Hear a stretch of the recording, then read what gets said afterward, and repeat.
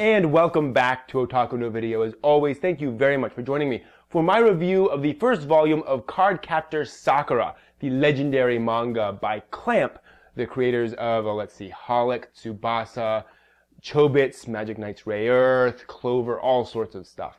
Now, this is a magical girl story that's also a parody of magical girl stories.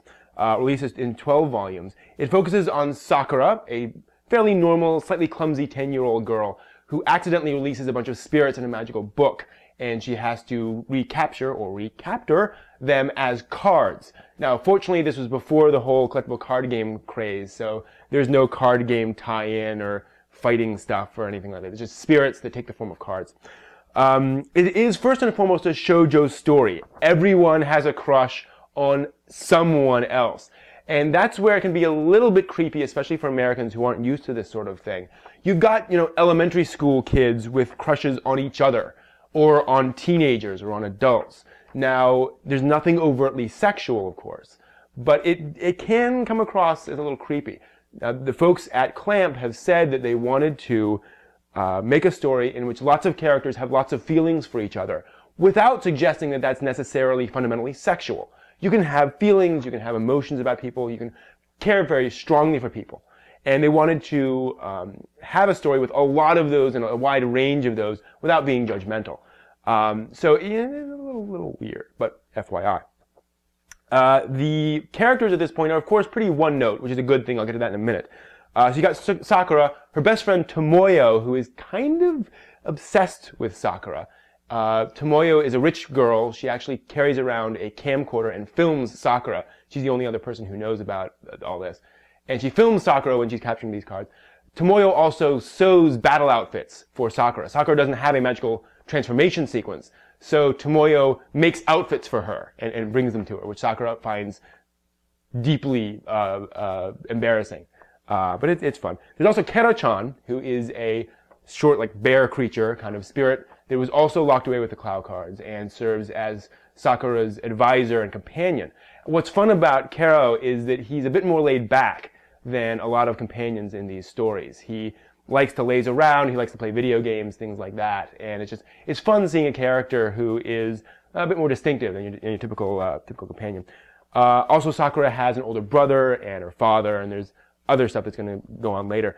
And I mean, I want to give them credit for the fact that this is not it's an easy mistake for mangaka to start out a story, especially a shoujo story, and pile on the characters and spend all sorts of time establishing them and pouring on all this character stuff early on when we don't even know who these characters are yet. And especially with this sort of magical girl story, this first volume focuses more on the card capturing and on that stuff, and gives some moments for Sakura to mature a little bit and to just sort of go through some stuff and establish those characters very well before any of that big character stuff can come in later on. So good on Clamp for holding off on that and saying, okay, we're going to set things up now.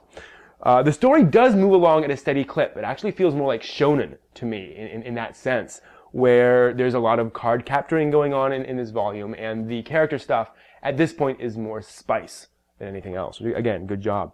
The artwork is soft and flowery and very shoujo-y. It actually feels more like pencil than pen. The Clamp artist said that was one of their goals. And it just overall feels very soft, very light.